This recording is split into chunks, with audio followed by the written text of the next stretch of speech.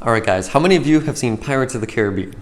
I'm hoping it's quite a few. I used to think it was a classic, but upon speaking with many of my clients, apparently not nearly as many people have seen it that I would have thought. But I'll give you context for a scene that I think perfectly illustrates a point for when I tell people 8 to 12 reps, 10 to 15 reps, they do those reps and I say, hey, 2 more, they're quite surprised. And I think one of those scenes perfectly illustrates what I mean when I tell them to keep going.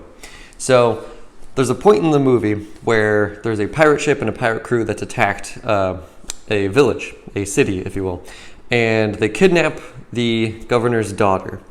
And when they capture her, she says parlay, which is pretty much a code amongst the pirates that allows her to negotiate with the head of the crew before being killed.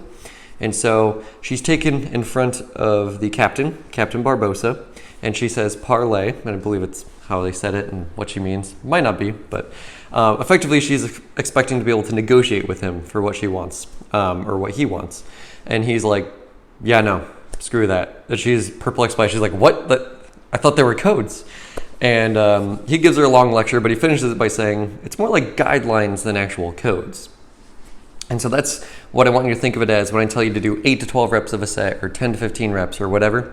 Those are more guidelines. That's a general idea of where I want you to be and the weight I want you to use. So if you're failing and you can't go past that 12 reps, that's perfect. However, if you pick a weight that's pretty easy, you get to those 12 reps and you could do 6, 7, 8 more reps in the tank, then I'm going to tell you to keep going. Because what's most important is there's not something magic about 8 to 12 reps.